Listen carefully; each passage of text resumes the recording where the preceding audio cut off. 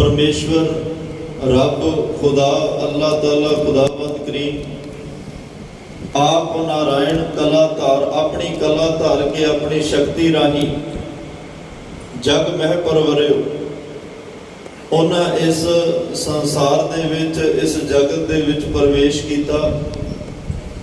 उस निरंकार अकाल पुरख वाहिगुरु परमात्मा ने आकार धारण करके अपनी जोत का प्रगटावा किया। तो अपनी शक्ति द्वारा अपनी कला द्वारा इस संसार में उन्हें प्रवेश किया है।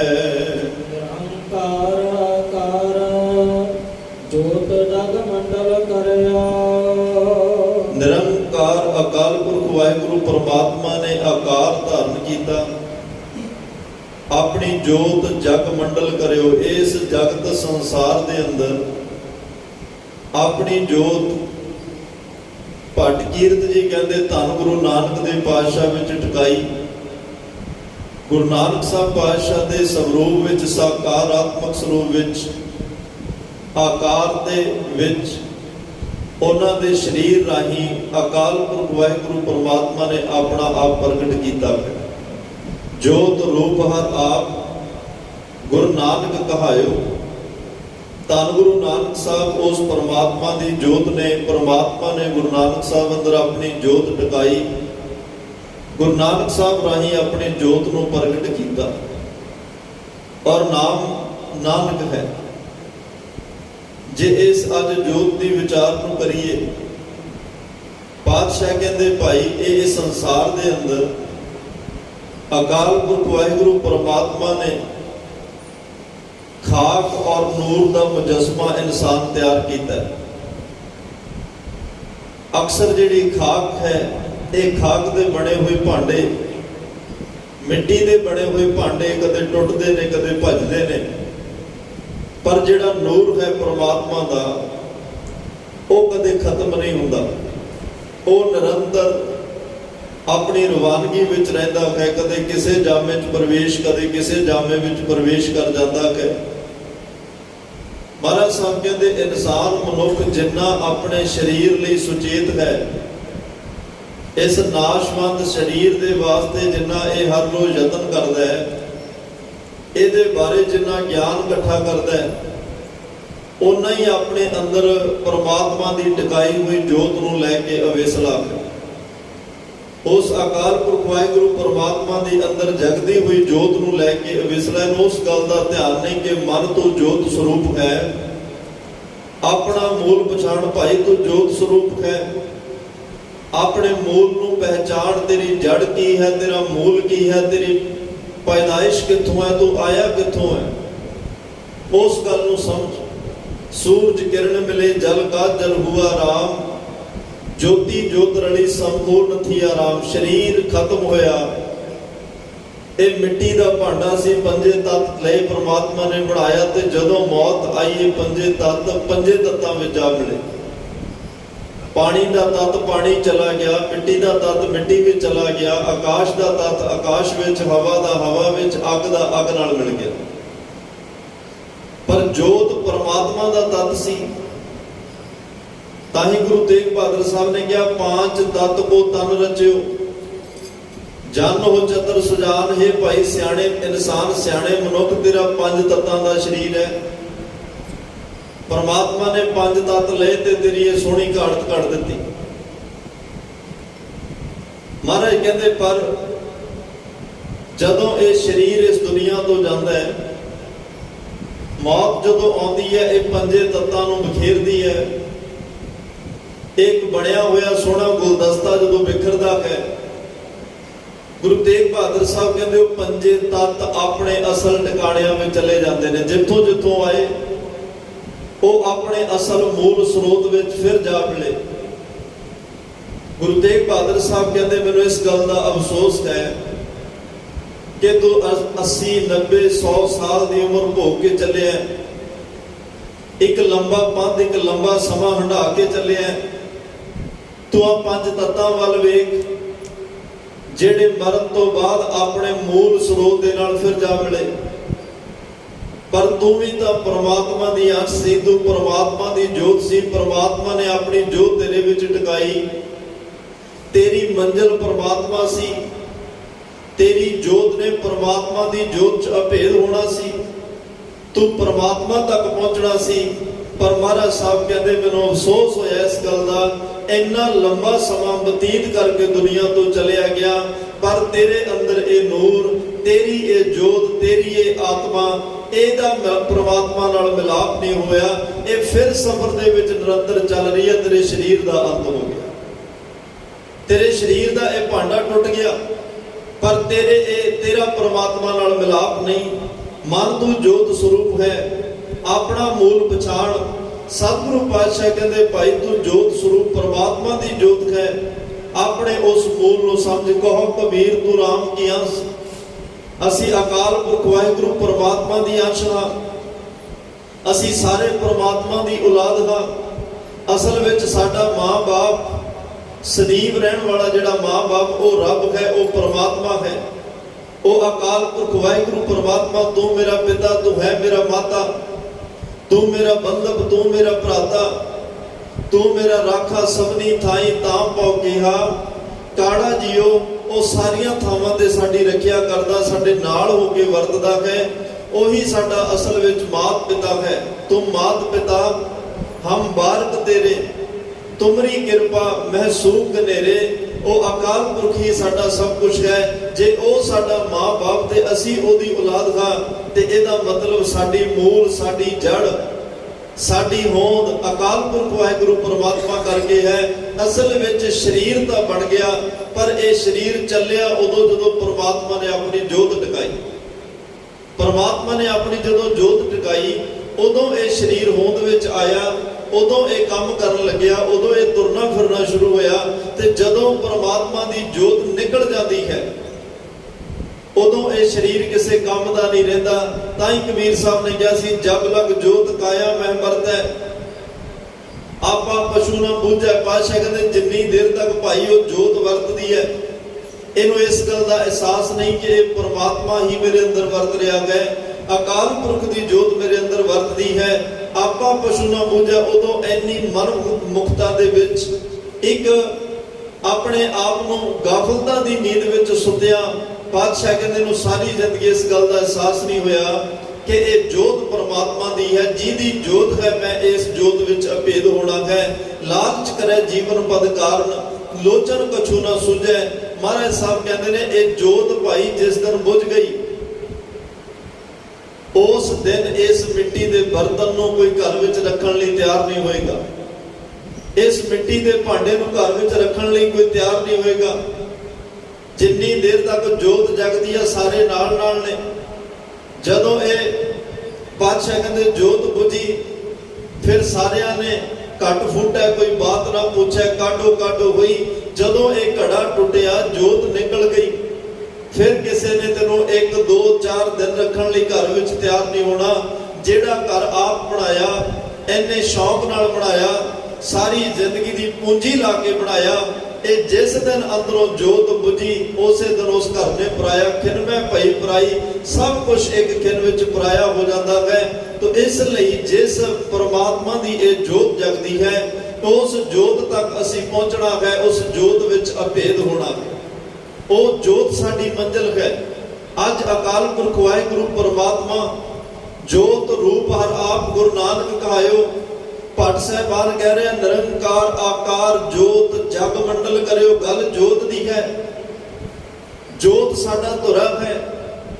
ਜੋਤ ਦੇ ਵਿੱਚ ਅਸੀਂ ਪਹੁੰਚਣਾ, ਉਹਦੇ ਤੱਕ ਅਭੇਦ ਹੋਣਾ, ਉਹਦੇ ਨਾਲ ਨੇੜਤਾ ਕਰਨੀ ਹੈ, ਕਿਉਂਕਿ ਪਰਮਾਤਮਾ ਇੱਕ ਪ੍ਰਕਾਸ਼ਵਾਨ ਹੈ। ਜੋਤ ਦੇ ਅਰਥ ਵੀ ਕਈਆਂ ਨੇ ਪ੍ਰਕਾਸ਼ ਕੀਤੇ ਨੇ। ਤਾਂ ਮਹਾਰਾਜ ਸਾਹਿਬ ਕਹਿੰਦੇ ਆ ਭਾਈ, ਜਿਚਰ ਤੇਰੀ ਜੋਤ ਤਿਚਰ ਜੋਤੀ ਵਿੱਚ ਤੂੰ ਬੋਲ ਹੈ, ਵਿਣ ਜੋਤੀ ਕੋਈ ਕਿਛੂ ਕਰੋ ਦਿਖਾਏ ਸਿਆਣੀਆਂ।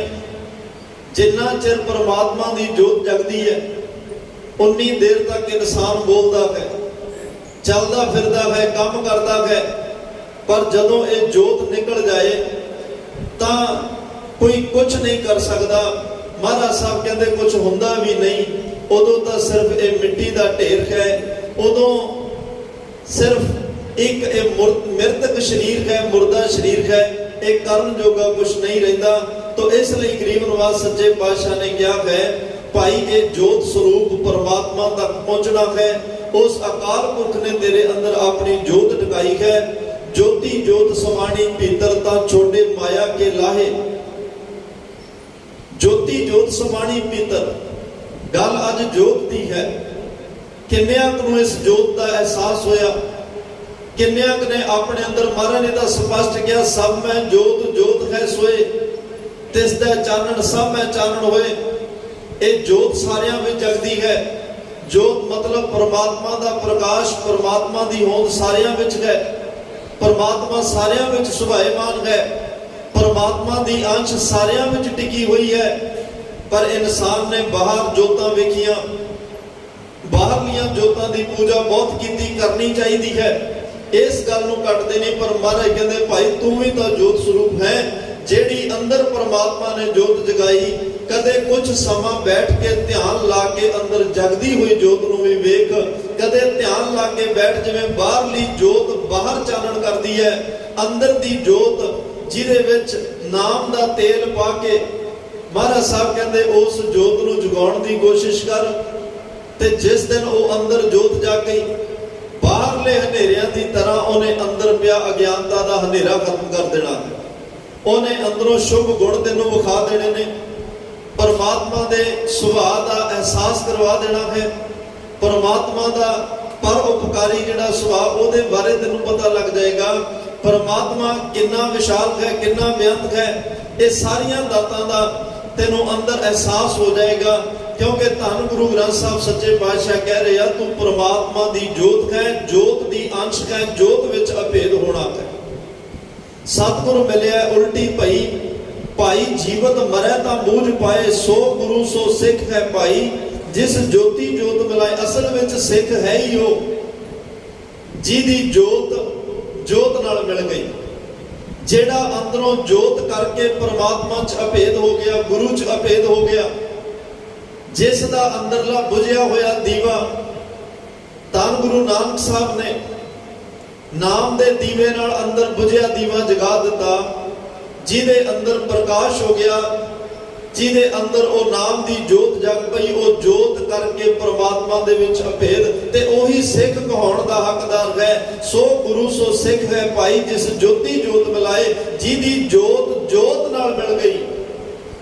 असल विच सिख वो है।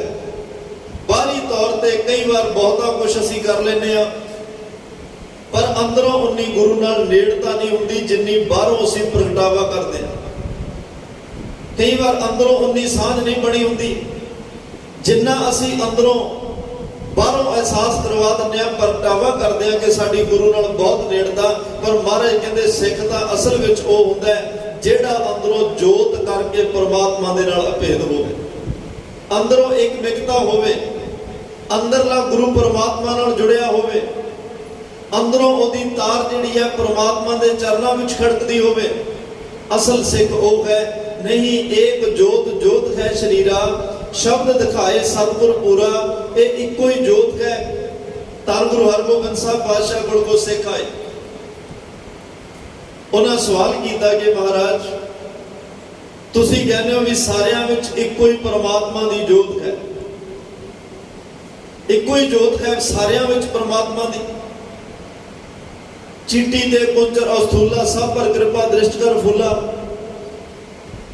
ते महाराज साहब कहते सबे घट राम बोले, रामा बोले, राम बिना को बोले रे, एकल माटी कुंजर चिट्टी भाजन है बोना नारे।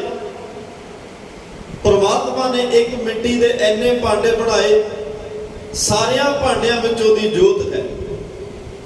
गुरसिखां ने क्या पातशाह जे सारियां विच कोई जोत है, एक परमात्मा दी जोत है, फिर एक जाना जो रज के कुछ छक ले फिर सारियां दी भुख खत्म होनी चाहिए, क्यों नहीं होंदी? एक जाने नूं ज्ञान हो जाए, सारियां कोल ज्ञान हो जाना चाहिए, फिर क्यों नहीं हुंदा? जदों जोत एक है सारियां विच।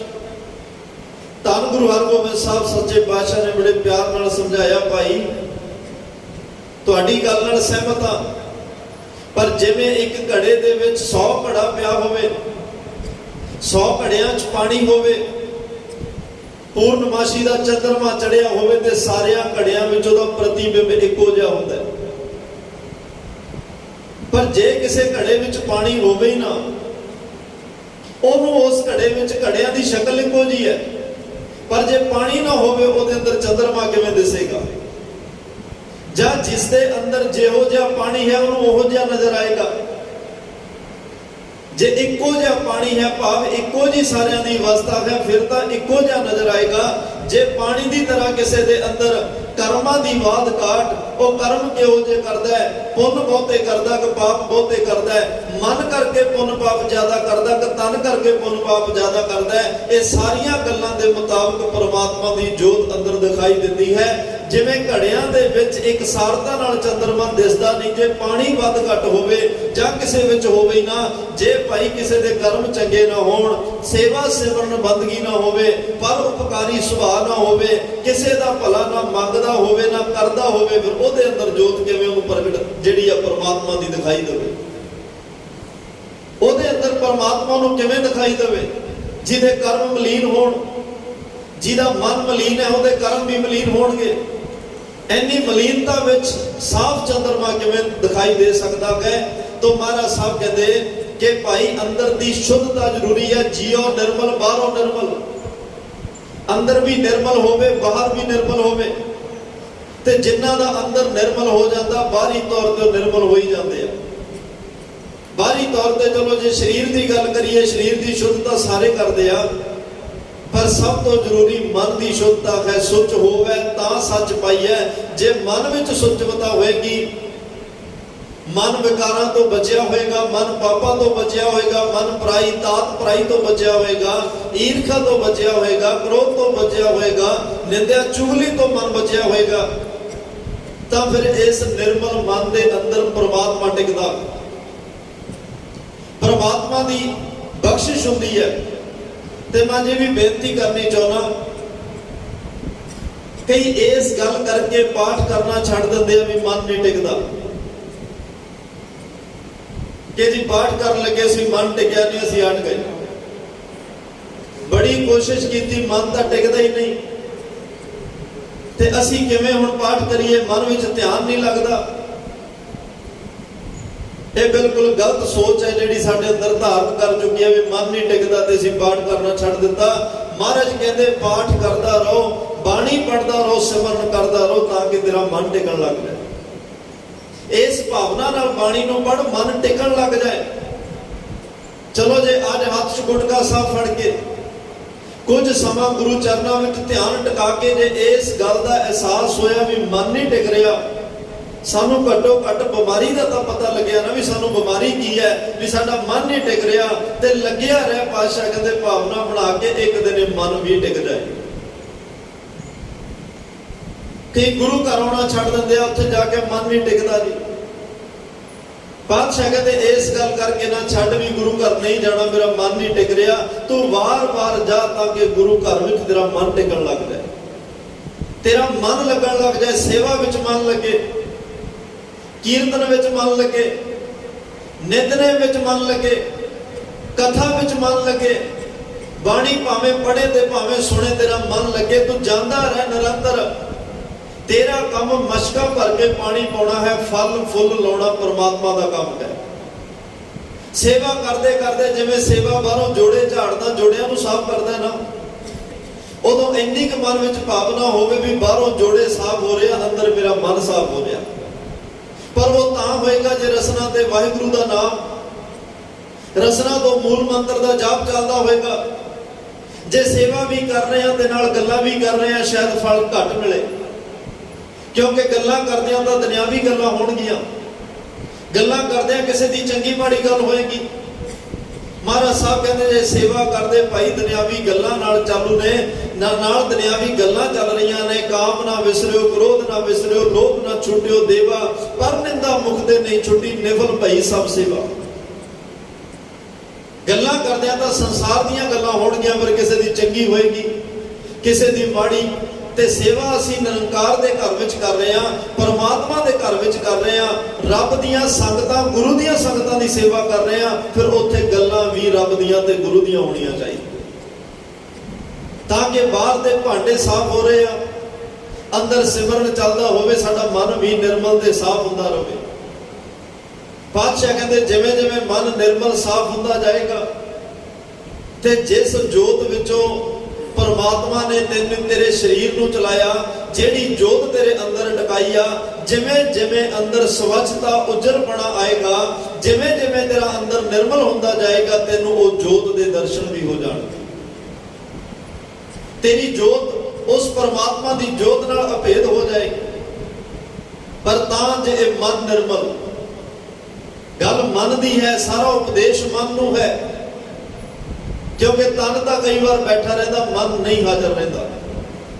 ਤਨ ਤਾਂ ਕੋਈ ਮਜਬੂਰੀ ਹੋਏਗੀ ਵੀ ਜੇ ਨਾ ਬੈਠੇ ਕੋਈ ਕੀ ਕਹੇਗਾ, ਚਲੋ ਬਾਹਰ ਕਿਸੇ ਦੀ ਵੇਟ ਕਰਨੇ, ਇੱਥੇ ਹੀ ਬੈਠ ਜਾਈਏ, ਹਜੇ ਮੇਰਾ ਟਾਈਮ ਨਹੀਂ ਹੋਇਆ ਜਾਣ ਦਾ, ਆਪਾਂ ਇੱਥੇ ਹੀ ਬੈਠ ਲਈਏ, ਧਿਆਨ ਕਿਤੇ ਹੋਰ ਫਿਰ ਰਿਹਾ, ਤਨ ਇੱਥੇ ਬੈਠਾ। ਪਾਤਸ਼ਾਹ ਕਹਿੰਦੇ ਭਾਵੇਂ ਤਨ ਕਿਤੇ ਵੀ ਹੋਵੇ, ਧਿਆਨ ਗੁਰੂ ਦੇ ਚਰਨਾਂ 'ਚ ਹੋਣਾ ਚਾਹੀਦਾ। ਤਨ ਕਰਕੇ ਤੂੰ ਦੂਰ ਹੋਵੇਂ ਚੱਲ ਜਾਏਗਾ, ਮਨ ਕਰਕੇ ਗੁਰੂ ਦੇ ਨੇੜੇ ਹੋਣਾ ਚਾਹੀਦਾ। ਬਹੁਤੀ ਵਾਰ ਇਹੀ ਹੁੰਦਾ, ਤਨ ਗੁਰੂ ਦੇ ਕੋਲ ਬੈਠਾ ਹੁੰਦਾ, ਮਨ ਪਤਾ ਨਹੀਂ ਕਿੱਥੇ ਫਿਰ ਰਿਹਾ। ਕਬੀਰ ਮਨ ਪੰਛੀ ਭਇਓ, ਉੱਡ ਉੱਡ ਤਹਿ ਦਿਸ ਜਾਏ। ਇਹ ਪੰਛੀ ਦੀ ਤਰ੍ਹਾਂ ਹੈ, ਉੱਡ ਉੱਡ ਕੇ 10 ਦਿਸ਼ਾਵਾਂ ਵਿੱਚ, ਪਲ ਵਿੱਚ ਅਮਰੀਕਾ ਕੈਨੇਡਾ, ਪਲ ਵਿੱਚ ਕਿਤੇ, ਪਲ ਵਿੱਚ ਕਿਤੇ ਬੈਠਾ ਗੁਰੂ ਘਰ ਵਿੱਚ ਹੈ, ਗੁਰੂ ਦੀ ਗੋਦ ਵਿੱਚ ਹੈ। ਮਹਾਰਾਜ ਸਾਹਿਬ ਕਹਿੰਦੇ ਸੁਣਾਉਣਾ ਤਾਂ ਮਨ ਨੂੰ ਹੈ, ਜੋੜਨਾ ਤਾਂ ਮਨ ਨੂੰ ਹੈ, ਉਜਲਾ ਮਨ ਨੂੰ ਕਰਨਾ ਹੈ, ਉਪਦੇਸ਼ ਮਨ ਨੂੰ ਦੇਣਾ ਹੈ, ਸਮਝਾਉਣਾ ਮਨ ਨੂੰ ਹੈ, ਨਿਰਮਲ ਮਨ ਨੂੰ ਕਰਨਾ ਹੈ, ਤੇ ਇਹਨੂੰ ਹਾਜ਼ਰ ਰੱਖ, ਤਾਂ ਹੀ ਇਹ ਮਨ ਦਾ ਭਲਾ ਹੋਏਗਾ। ਤਾਂ ਹੀ ਤੇਰੀ ਜੋਤ ਜਿਹੜੇ ਅੰਦਰ ਜਗ ਰਹੀ ਆ, ਸਭ ਮੈਂ ਜੋਤ ਜੋਤ ਹੈ ਸੋਏ। ਤੇ ਗੁਰੂ ਨਾਨਕ ਸਾਹਿਬ ਵਿੱਚ ਪਰਮਾਤਮਾ ਨੇ ਆਪਣੀ ਜੋਤ ਟਿਕਾਈ। ਗੁਰੂ ਨਾਨਕ ਦੇ ਰਾਹੀ ਭੱਟ ਸਾਹਿਬਾਨ ਕਹਿੰਦੇ ਉਹ ਜੋਤ ਪ੍ਰਗਟ ਹੋਈ, ਪਰਮਾਤਮਾ ਆਕਾਰ ਰੂਪ ਧਾਰਨ ਕਰਕੇ ਜੋਤ ਰੂਪ ਹਰ ਆਪ ਗੁਰੂ ਨਾਨਕ ਆਇਓ। ਤੇ ਆਪ ਗੁਰੂ ਨਾਨਕ ਸਾਹਿਬ ਰਾਹੀਂ ਉਹਨਾਂ ਆਪਣਾ ਆਪ ਪ੍ਰਗਟ ਕੀਤਾ ਪਰਮਾਤਮਾ ਨੇ, ਕਿ ਮੇਰਾ ਸੁਭਾਅ ਕੀ, ਮੇਰੇ ਕਰਮ ਕੀ, ਮੇਰੀ ਮਰਿਆਦਾ ਕੀ, ਮੇਰੇ ਨਿਯਮ ਕੀ ਨੇ, ਮੈਨੂੰ ਕੀ ਪਸੰਦ ਹੈ, ਮੈਂ ਕਿਹੜੀਆਂ ਗੱਲਾਂ ਤੋਂ ਜ਼ਿਆਦਾ ਖੁਸ਼ ਹੋਣਾ। ਇਹ ਸਾਰੀਆਂ ਗੱਲਾਂ ਧੰਨ ਗੁਰੂ ਨਾਨਕ ਸਾਹਿਬ ਦੇ ਰਾਹੀਂ ਪਰਮਾਤਮਾ ਨੇ ਪ੍ਰਗਟ ਕੀਤੀਆਂ, ਤਾਂ ਕਿ ਹਰ ਇੱਕ ਜੀਵ ਨੂੰ, ਹਰ ਇੱਕ ਇਨਸਾਨ ਨੂੰ, ਹਰ ਇੱਕ ਪ੍ਰਾਣੀ ਨੂੰ, ਹਰ ਇੱਕ ਜਗਿਆਸੂ ਨੂੰ ਇਸ ਗੱਲ ਦੀ ਸਮਝ ਲੱਗ ਜਾਏ ਕਿ ਮੈਂ ਕਿਹੜੇ ਕਰਮ ਕਰਨੇ ਆ, ਕਿਹੜੇ ਨਹੀਂ ਕਰਨੇ, ਕਿਹੋ ਜਿਹਾ ਮੈਂ ਸੁਭਾਅ ਬਣਾਉਣਾ, ਕਿਹੋ ਜਿਹਾ ਨਹੀਂ। ਇਹ ਸਾਰੀਆਂ ਗੱਲਾਂ ਧੰਨ ਗੁਰੂ ਨਾਨਕ ਦੇ ਪਾਤਸ਼ਾਹ ਦੇ ਵਿੱਚ ਪਰਮਾਤਮਾ ਨੇ ਬੈਠ ਕੇ ਸੰਸਾਰ ਨੂੰ ਸਮਝਾ ਦਿੱਤੀਆਂ। ਭਾਈ ਮੈਨੂੰ ਆਹ ਕੁਝ ਪਸੰਦ ਹੈ, ਐਵੇਂ ਦਾ ਵੇਸ ਕਰ ਲਓ, ਐਵੇਂ ਦੇ ਗੁਣ ਧਾਰਨ ਕਰ ਲਓ, ਐਵੇਂ ਦੀ ਨਿਮਰਤਾ ਸਿੱਖ ਲਓ, ਐਵੇਂ ਦੇ ਗੁਣ ਲਿਆਓ ਤੇ ਤੁਹਾਡਾ ਮੇਰਾ ਮੇਲ ਹੋ ਜਾਏ ਬੜੇ ਸੌਖੇ ਤਰੀਕੇ ਨਾਲ। ਫਿਰ ਧੰਨ ਗੁਰੂ ਨਾਨਕ ਸਾਹਿਬ ਪਾਤਸ਼ਾਹ ਨੇ ਕੋਈ ਕੱਟੜਤਾ ਦੀਆਂ ਲਕੀਰਾਂ ਨਹੀਂ ਖਿੱਚੀਆਂ। ਕਿੱਡਾ ਮੈਂ ਕਹਿੰਦਾ ਉਹੋ ਜਿਹਾ ਪ੍ਰਚਾਰ ਅੱਜ ਹੋਣ ਲੱਗ ਜਾਏ, ਲੋਕ ਲੱਤਾਂ ਮਾਰਦੇ ਆ, ਲੋਕ ਇੱਟਾਂ ਰੋੜੇ ਵੱਟੇ ਲਈ ਖੜੇ ਆ ਵੀ ਇਥੋਂ ਨਾਨਕ ਤਪੇ ਨੇ ਲੰਘਣਾ ਤੇ ਉਹਦੇ ਰੋੜੇ ਮਾਰਾਂਗੇ। ਗੁਰੂ ਨਾਨਕ ਸਾਹਿਬ ਨੂੰ ਕੋਈ ਆਖੇ ਭੂਤਨਾ, ਕੋਈ ਕਹੇ ਬੇਤਾਲਾ, ਕੋਈ ਕੁਛ ਕਹਿ ਰਿਹਾ, ਕੋਈ ਕੁਛ ਕਹਿ ਰਿਹਾ। ਪਰ ਇੰਨਾ ਕੁਛ ਕਹਿਣ ਵਾਲਿਆਂ ਨੂੰ ਗੁਰੂ ਨਾਨਕ ਸਾਹਿਬ ਹਰ ਇੱਕ ਨੂੰ ਪ੍ਰੇਮ ਦੀ ਭਾਸ਼ਾ ਵਿੱਚ ਬੋਲਦੇ ਆ, ਹਰ ਇੱਕ ਨਾਲ ਇੰਨੇ ਪ੍ਰੇਮ ਨਾਲ ਗੱਲ ਕਰਦੇ ਆ। ਕਿੰਨੇ ਪ੍ਰੇਮ ਨਾਲ ਗੱਲ ਕਰਦੇ ਹੋਣਗੇ। ਹਿੰਦੂ ਧਰਮਾਂ ਦੇ ਤੀਰਥਾਂ ਦੇ ਜਿਹੜੇ ਉਹਨਾਂ ਦੇ ਆਚਾਰੀਆ ਨੇ, ਪੁਜਾਰੀ ਨੇ, ਉਹ ਬੜੀ ਸ਼ਿੱਦਤ, ਬੜੀ ਭਾਵਨਾ ਨਾਲ ਬੈਠ ਕੇ ਸੁਣਦੇ ਆ। ਮੱਕੇ ਦੀ ਧਰਤੀ ਤੇ ਕਾਜ਼ੀ ਰੁਕਨਦੀਨ ਵਰਗੇ ਹੱਥ ਜੋੜ ਕੇ ਬੈਠ ਕੇ ਸੁਣਦੇ ਆ। ਕਿੰਨੇ ਪ੍ਰੇਮ ਦੀ ਬੋਲੀ ਹੋਏਗੀ।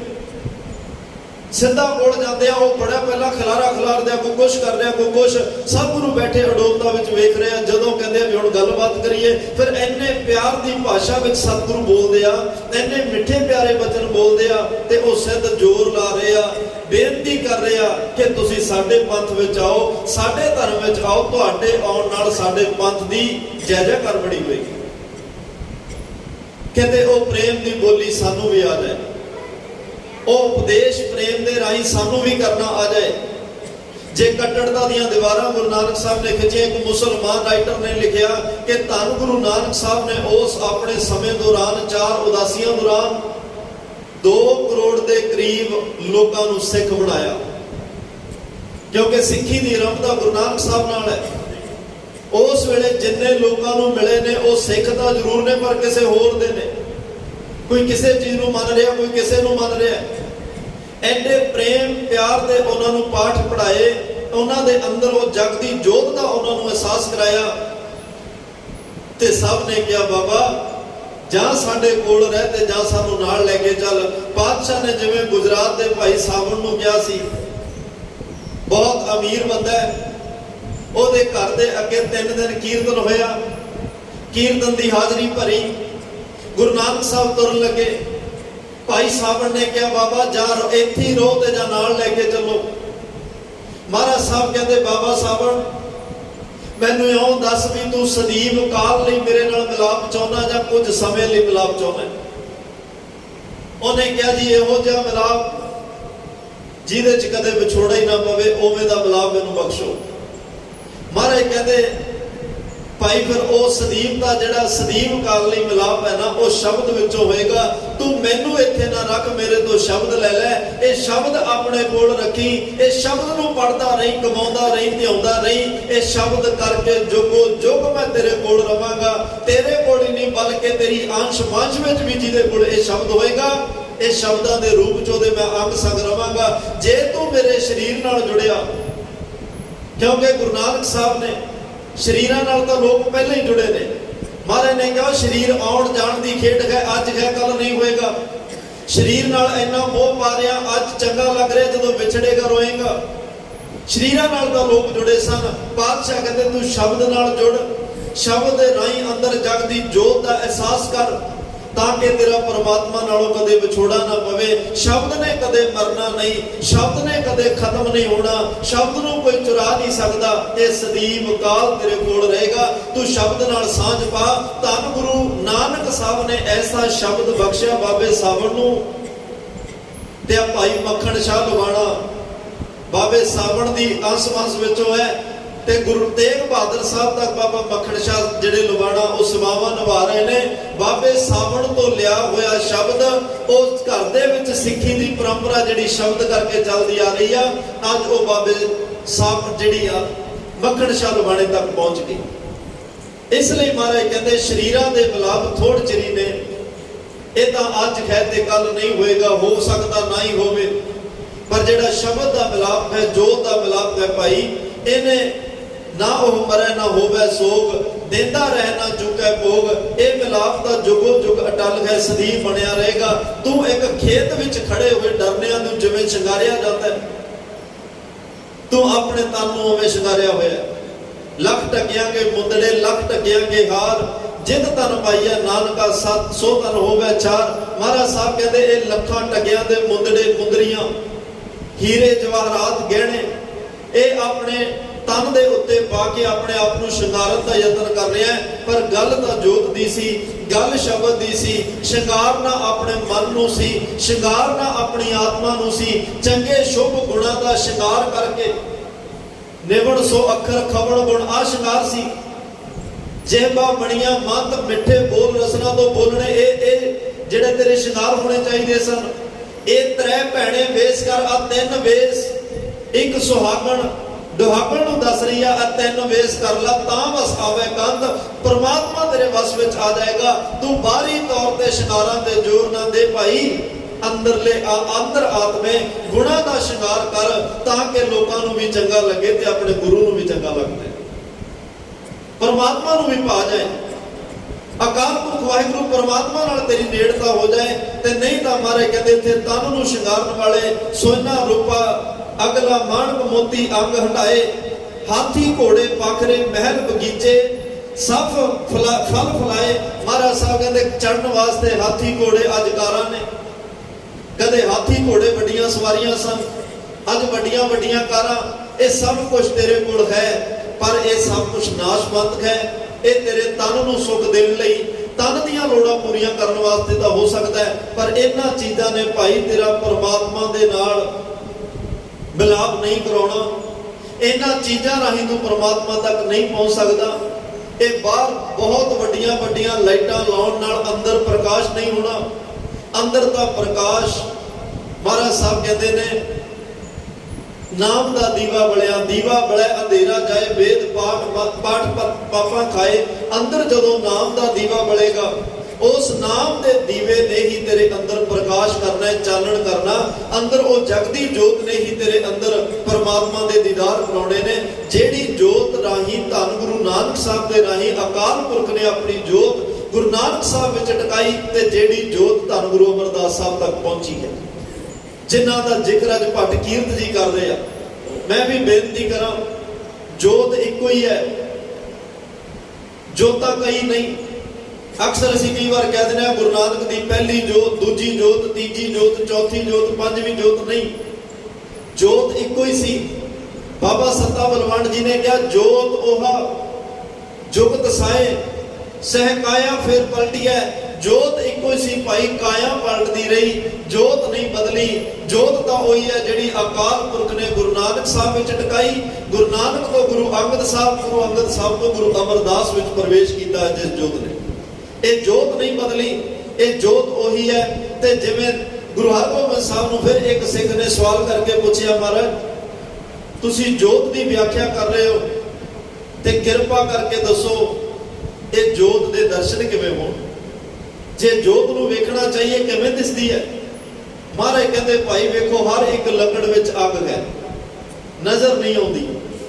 ਵੇਖਣ ਲਈ ਕੁਝ ਯਤਨ ਹੈ, ਕੁਝ ਉਦਮ ਕਰਨਾ ਪੈਂਦਾ, ਉਹ ਅੱਗ ਪ੍ਰਗਟ ਹੁੰਦੀ ਹੈ ਤੇ ਦਿਸ ਜਾਂਦੀ ਹੈ। ਹਰ ਇੱਕ ਦੁੱਧ ਵਿੱਚ ਮੱਖਣ ਹੈ, ਹਰ ਇੱਕ ਦੁੱਧ ਵਿੱਚ ਘਿਓ ਹੈ, ਪਰ ਉਹ ਐਵੇਂ ਨਜ਼ਰ ਨਹੀਂ ਆਉਂਦਾ।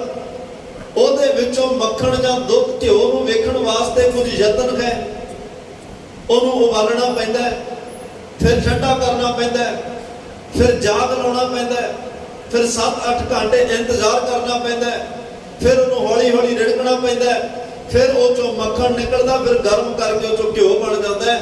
ਇੰਨਾ ਕੁ ਕਸ਼ਟ ਕਰਨਾ ਪੈਂਦਾ ਹੈ, ਇੰਨੀ ਕੁ ਮਿਹਨਤ ਕਰਨੀ ਪੈਂਦੀ ਹੈ। ਅੱਗ ਵੀ ਨਜ਼ਰ ਆ ਜਾਂਦੀ ਹੈ, ਘਿਓ ਤੇ ਮੱਖਣ ਵੀ ਨਜ਼ਰ ਆ ਜਾਂਦਾ ਹੈ। ਪਰਮਾਤਮਾ ਨੇ ਸਾਡੇ ਅੰਦਰ ਜੋਤ ਟਿਕਾਈ ਹੈ, ਤੇ ਸਾਨੂੰ ਵੀ ਅੰਮ੍ਰਿਤ ਵੇਲੇ ਕੁਝ ਸਮਾਂ ਮਨ ਨੂੰ ਟਿਕਾ ਕੇ, ਹਰ ਕਾ ਬਿਲੋਵ ਨਾ ਬਿਲੋਵੋ ਮੇਰੇ ਭਾਈ, ਸਹਿਜ ਬਿਲੋਵੋ ਜੈਸੇ ਤਪ ਨਾ ਜਾਈ। ਬਿਲੋਵ ਦਾ ਅਰਥ ਹੁੰਦਾ ਰਿੜਕਣਾ। ਕਬੀਰ ਸਾਹਿਬ ਕਹਿੰਦੇ ਇਸ ਮਧਾਣੀ ਸਰੀਰ ਮਧਾਣੀ, ਇਹ ਘੜੇ ਦੇ ਅੰਦਰ, ਮਟਕੀ ਦੇ ਅੰਦਰ ਨਾਮ ਦਾ ਜਿਹੜਾ ਉਹ ਰਿੜਕਣਾ ਲੈ, ਤੇ ਉਹਦੇ ਵਿੱਚ ਨਾਮ ਨੂੰ ਇੰਨਾ ਕੁ ਹੌਲੀ ਹੌਲੀ ਸਹਿਜ ਦੇ ਵਿੱਚ ਆ ਕੇ ਪਰਮਾਤਮਾ ਨੂੰ ਹਾਜ਼ਰ ਨਾਜ਼ਰ ਸਮਝ ਕੇ ਸਹਿਜ ਦੇ ਵਿੱਚ ਰਿੜਕਣਾ ਹੈ। ਕਈ ਵਾਰ ਸਿਮਰਨ ਕਰਦੇ ਕਰਦੇ ਇੰਨੀ ਤੇਜ਼ ਇਨਸਾਨ ਹੋ ਜਾਂਦਾ ਹੈ, ਇੰਨੀ ਤੇਜ਼ ਜਗਿਆਸੂ ਹੋ ਜਾਂਦਾ, ਉਹਨੂੰ ਆਪ ਵੀ ਖੁਦ ਨਹੀਂ ਸੁਣ ਰਿਹਾ ਵੀ ਉਹ ਕੀ ਜਪ ਰਿਹਾ, ਕਿਹਨੂੰ ਜਪ ਰਿਹਾ, ਕਿਵੇਂ ਜਪ ਰਿਹਾ।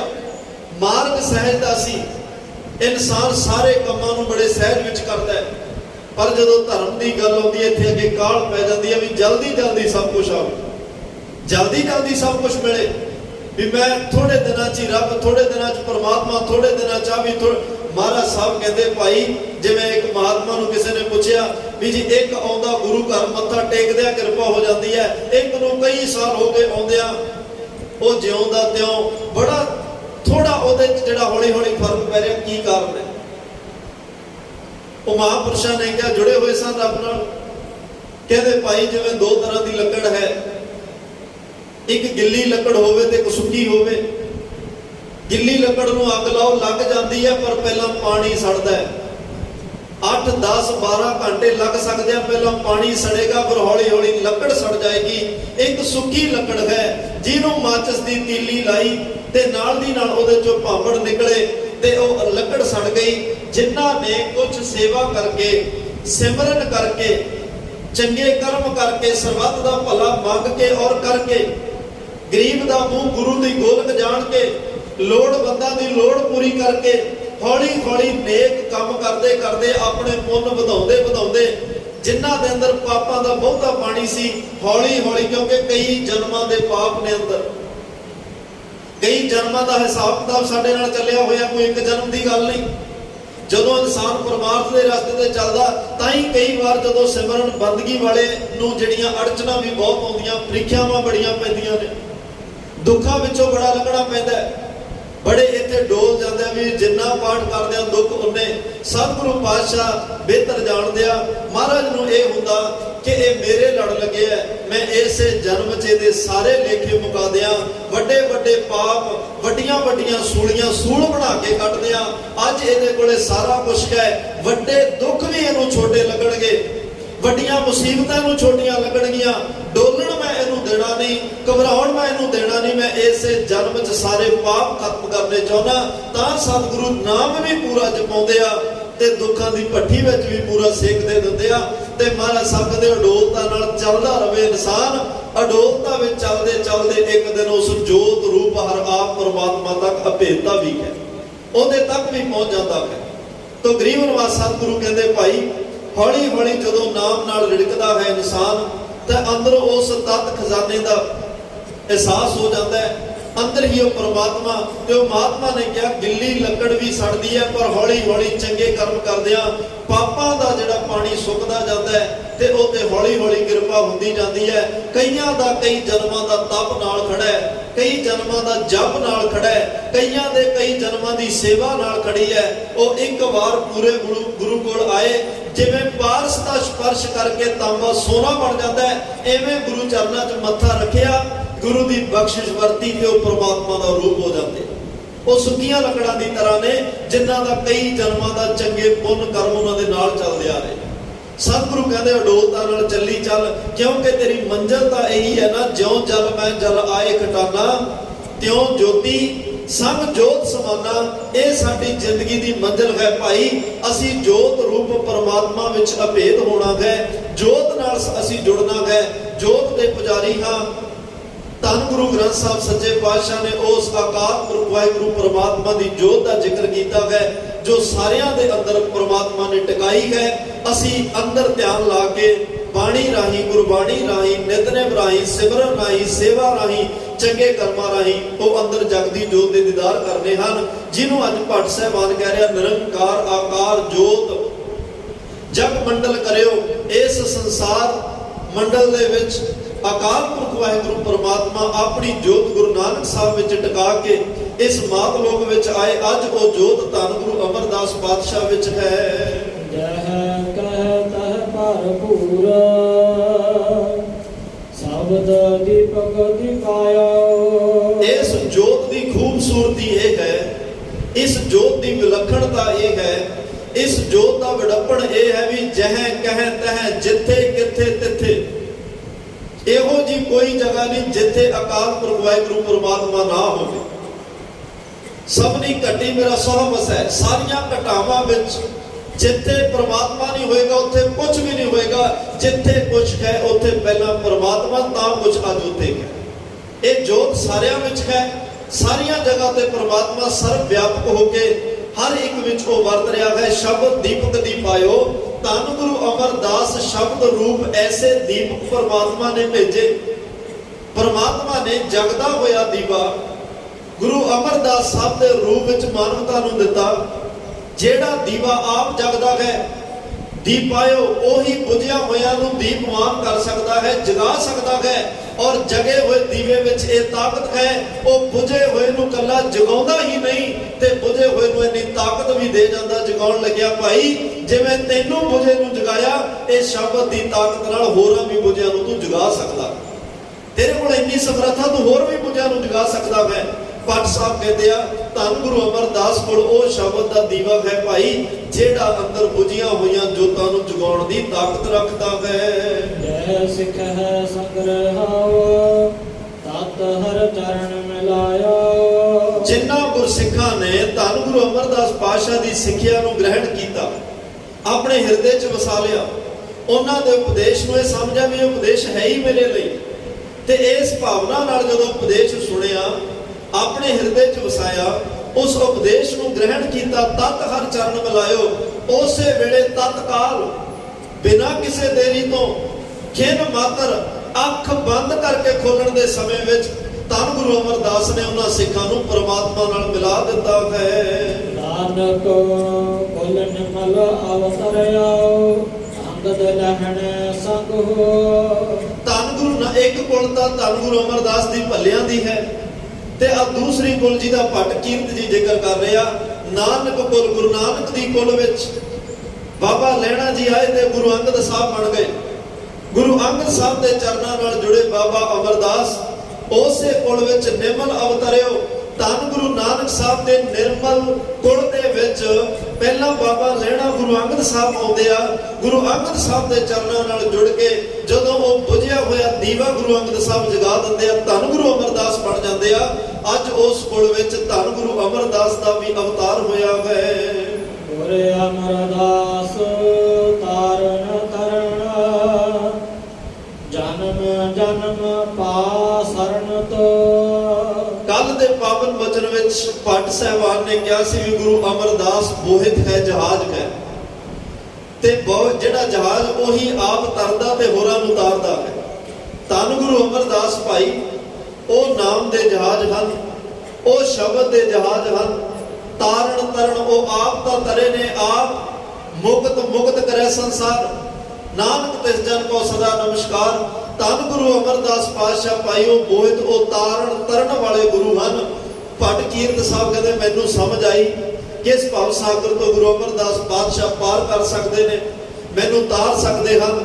ਤੇ ਮੈਂ ਸਾਰਿਆਂ ਦੇ ਦਰ ਛੱਡ ਕੇ, ਸਾਰਿਆਂ ਦੇ ਘਰ ਛੱਡ ਕੇ, ਸਾਰਿਆਂ ਤੋਂ ਭਰੋਸਾ ਟੇਕ ਛੱਡ ਕੇ ਸਿਰਫ ਜਨਮ ਜਨਮ ਪਾ ਸ਼ਰਨ ਤੋਂ ਜਿਹੜੀ ਮੇਰੀ ਜ਼ਿੰਦਗੀ ਆਤਮਾ, ਮੇਰਾ ਅੰਦਰ ਜੀਵ ਆਤਮਾ ਜਨਮਾਂ ਜਨਮਾਂ ਤੋਂ ਭਟਕਦਾ ਆ ਰਿਹਾ ਹੈ, ਭਰਮਦਾ ਆ ਰਿਹਾ ਹੋ, ਆਇਆ ਦੂਰੋਂ ਚੱਲ ਕੇ ਮੈਂ ਤੱਕੀ ਤੋ ਸ਼ਰਨਾਈ ਜੀਓ।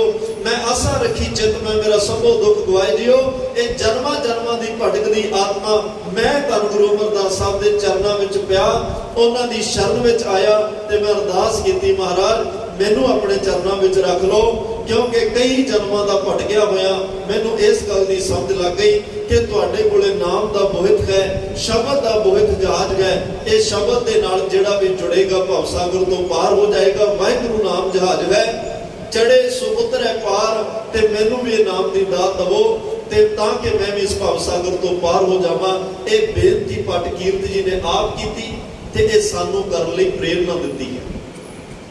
ਜਿੰਨੇ ਵੀ ਇਸ ਸਵਈਏ ਨੂੰ ਪੜ੍ਹਨਗੇ, ਸੁਣਨਗੇ, ਵਿਚਾਰਨਗੇ, ਸਮਝਣਗੇ, ਉਹ ਸਾਰੇ ਹੀ ਭੱਟ ਕੀਰਤ ਸਾਹਿਬ ਕਹਿੰਦੇ ਭਾਈ ਗੁਰੂ ਅਮਰਦਾਸ ਮਹਾਰਾਜ ਦੇ ਚਰਨਾਂ ਵਿੱਚ ਅਰਦਾਸ ਕਰੋ ਕਿ ਸਤਿਗੁਰੂ ਅਸੀਂ ਜਨਮਾਂ ਜਨਮਾਂ ਦੇ ਭਟਕਦੇ ਤੁਹਾਡੇ ਚਰਨਾਂ ਵਿੱਚ ਆਏ ਹਾਂ, ਸਾਨੂੰ ਨਾਮ ਦੇ ਬੇੜੇ 'ਚ ਬਿਠਾਓ, ਨਾਮ ਦੇ ਜਹਾਜ਼ ਵਿੱਚ ਬਿਠਾਓ। ਰਾਮ ਜਪੋ ਜੀ ਐਸੇ ਐਸੇ ਧਰੂ ਪ੍ਰਹਿਲਾਦ ਜਪਿਓ ਹਰ ਜੈ ਦੀਨ ਦਿਆਲ ਭਰੋਸੇ ਤੇਰੇ। ਸਭ ਪਰਿਵਾਰ ਚੜਾਇਆ ਬੇੜੇ, ਅਸੀਂ ਤੇਰੇ ਤੇ ਭਰੋਸਾ ਕਰਕੇ ਸਾਰਾ ਪਰਿਵਾਰ, ਆਪਣੇ ਸਰੀਰ ਦਾ, ਸਾਰੇ ਇੰਦਰੀਆਂ ਦਾ ਪਰਿਵਾਰ ਤੇ ਆਪਣਾ ਪਰਿਵਾਰ ਤੁਹਾਡੇ ਨਾਮ ਦੇ ਬੇੜੇ ਚੜਾਇਆ, ਤੁਹਾਡੇ ਭਰੋਸੇ ਤੇ ਚੜਾਇਆ। ਕਿਰਪਾ ਕਰੋ ਜਦ ਸੁਭਾਵੈ ਦਾ ਹੁਕਮ ਮਨਾਵੈ, ਇਸ ਬੇੜੇ ਕੋ ਪਾਰ ਲਗਾਵੈ। ਸਾਡੇ ਬੇੜੇ ਨੂੰ ਪਾਰ ਲਾ ਦਿਓ, ਨਹੀਂ ਤਾਂ ਹਮਰੀ ਬੇੜੀ ਪਾਪ ਭਰੀ ਹੈ, ਪਵਨ ਲੱਗੇ ਮਤ ਜਾਈ। ਪਾਪਾਂ ਨਾਲ ਬੇੜੀ ਭਰੀ ਹੈ, ਮਾੜਾ ਜਿਹਾ ਵੀ ਕਿਤੋਂ ਹਵਾ ਦਾ ਬੁੱਲਾ ਵੱਜਿਆ ਨੇ ਡੁੱਬ ਜਾਣਾ ਹੈ।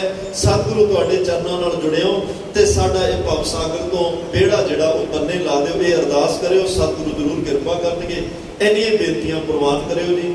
ਆਪ ਸੰਗਤ ਦਾ ਧੰਨਵਾਦ ਜਿਨ੍ਹਾਂ ਬੜੇ ਪਿਆਰ ਵਿੱਚ ਬੈਠ ਕੇ ਸਰਵਣ ਕੀਤਾ। ਗੁਰਮਤਿ ਦੇ ਬਚਨ ਹਿਰਦੇ 'ਚ ਵਸਾਇਓ, ਮੇਰੀਆਂ ਭੁੱਲਾਂ ਨਾ ਚਿਤਾਰਿਓ। ਧੰਨ ਸ਼੍ਰੀ ਗੁਰੂ ਗ੍ਰੰਥ ਸਾਹਿਬ ਮਹਾਰਾਜ ਸਿੰਘ ਸ਼ਹੀਦ ਬਾਬਾ ਜੀ ਦਾ ਧੰਨਵਾਦ ਜਿਹੜੇ ਵਿੱਚ ਵਰਤ ਕੇ ਸੇਵਾ ਲੈਂਦੇ ਹਨ। ਇਸੇ ਤਰ੍ਹਾਂ ਆਪ ਜੀ ਨੇ ਅਸੀਸ ਬਖਸ਼ਣੀ, ਸਿਰ ਤੇ ਮੇਰ ਭਰਿਆ ਹੱਥ ਰੱਖ ਕੇ ਇਸੇ ਤਰ੍ਹਾਂ ਆਪਣੀ ਸਿੱਖ ਕੌਮ ਦੇਸ਼ ਪਾਲ ਦੀ ਸੇਵਾ ਕਰਨ ਦੇ ਬਲ ਬਖਸ਼ਿਸ਼ ਕਰਨੇ। ਤਮਾਮ ਭੁੱਲਾਂ ਚੁੱਕਾਂ ਦੀ ਖਿਮਾ ਦੇਹੋ ਸੱਜਣ ਅਸੀਸੜੀਆਂ ਜੋ ਹੋਵੇ। ਸਾਹਿਬ ਸਿਓ ਮੇਲ। ਆਓ ਆਖਰੀ ਪੰਕਤੀਆਂ ਦਾ ਪਾਠ ਸਰਵਣ ਕਰਕੇ ਸਮਾਪਤੀ ਕਰੀਏ ਜੀ। ਨਾਨਕ ਕੁਲ ਨਿਮਲ ਅਵਤਰਿਓ ਅੰਗਦ ਲਹਿਣੇ ਸੰਗ ਗੁਰੇ ਅਮਰਦਾਸ ਤਾਰਨ ਤਰਨ ਜਨਮ ਜਨਮ ਕਾ ਸਰਨ ਤਾ। ਵਾਹਿਗੁਰੂ ਜੀ ਕਾ ਖਾਲਸਾ, ਵਾਹਿਗੁਰੂ ਜੀ ਕੀ ਫਤਿਹ। ਆਨੰਦ ਸਾਹਿਬ ਰਾਮ ਕਲੀ ਮਹੱਲਾ ਤੀਜਾ। ਆਨੰਦ ਏਕ ਓੰਕਾਰ ਸਤਿਗੁਰ ਪ੍ਰਸਾਦ। ਆਨੰਦ ਪਿਆ ਮੇਰੀ ਮਾਏ ਸਤਿਗੁਰੂ ਮੈਂ ਪਾਇਆ। ਰਾਗ ਰਤਨ ਪਰਵਾਰ ਭਰੀਆਂ ਸ਼ਬਦ ਗਾਵਣ ਆਈਆਂ। ਕਹਿ ਨਾਨਕ ਆਨੰਦ ਹੋਆ ਸਤਿਗੁਰੂ ਮੈਂ ਪਾਇਆ। ਹਰ ਮੇਰੇ ਨਾਲ ਰਹੋ ਤੂੰ ਮਨ ਮੇਰੇ ਦੁੱਖ ਸਭ ਵਿਸਾਰਣਾ ਅੰਗੀਕਾਰ ਕਰੇ ਤੇਰਾ ਕਾਰਜ ਸਭ ਸਵਾਰਣਾ ਸਭਨਾ ਗੱਲਾਂ ਸਮਰੱਥ ਸੁਆਮੀ ਸੋ ਕਿਉ ਮਨੋ ਵਿਸਾਰੇ ਨਾਨਕ ਮਨ ਮੇਰੇ ਸਦਾ ਰਹੋ ਹਰ ਨਾਲੇ ਸਾਚੇ ਸਾਹਿਬਾ ਕਿਆ ਨਹੀਂ ਕਰਤੇ ਰਹਿ ਕਰਤਾ ਤੇਰਾ ਸਭ ਕੁਛ ਹੈ